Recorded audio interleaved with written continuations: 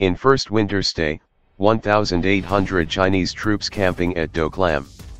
New Delhi, around 1,600 to 1,800 Chinese troops have now virtually established a permanent presence in the Doklam area, near the Sikkim-Bhutan-Tibet trijunction, with the construction of 2 helipads, upgraded roads, scores of prefabricated huts, shelters, and stores to withstand the freezing winter in the high-altitude region.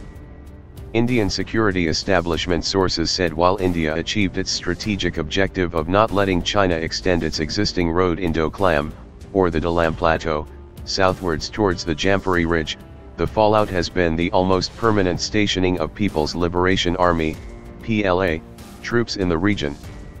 Earlier, PLA patrols would come to Doklam, which is disputed between China and Bhutan, between April-May and October-November every year to mark their presence and lay claim to the area before going back, said a source.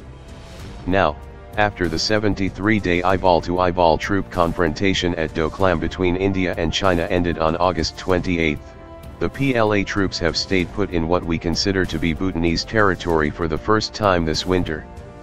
But the status quo prevails at the earlier face-off site, he added. This fits in with what the Army Chief, General By Rajat, meant when he warned in September that China would continue with its efforts to nibble away disputed territories through salami slicing, muscle flexing and other measures. With Indian troops deployed in tactically dominating positions in the trijunction region, China is keen to usurp Doklam to add strategic depth to its narrow Chumbai Valley, which juts in between Sikkim and Bhutan.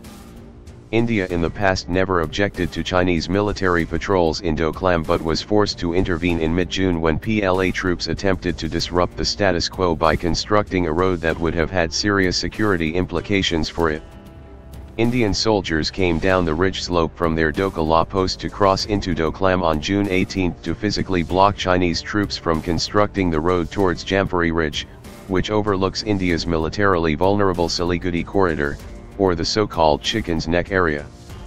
It triggered the face-off at Doklam, leading both the countries to move forward additional infantry battalions as well as armored, artillery, missile and air defense units to back their small number of troops on the actual standoff site, as was then reported by TOI. The volatile situation was finally defused on August 28 after hectic diplomatic parleys, with the rival troops disengaging and pulling back over 150 meters from the face-off site.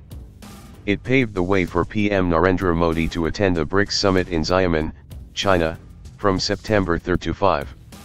Since then, there has been relative calm at the face-off site in Doklam, with the rival troops separated by a distance of well over 500 meters, but both India and China continue to maintain stepped-up force levels along the line of actual control. Apart from constructing accommodation for troops and helipads, China has also upgraded its existing motorable road in Doklam around 10 kilometers north and east of the earlier face-off site. But the PLA has not undertaken any fresh road construction activity southwards towards the Jampheri Ridge, said a source. Chinese President Xi Jinping further consolidated his power through the 19th Congress of the Chinese Communist Party in October with a second 5-year term and elevation to the status of party founder Mao Zedong and his successor, Deng Xiaoping.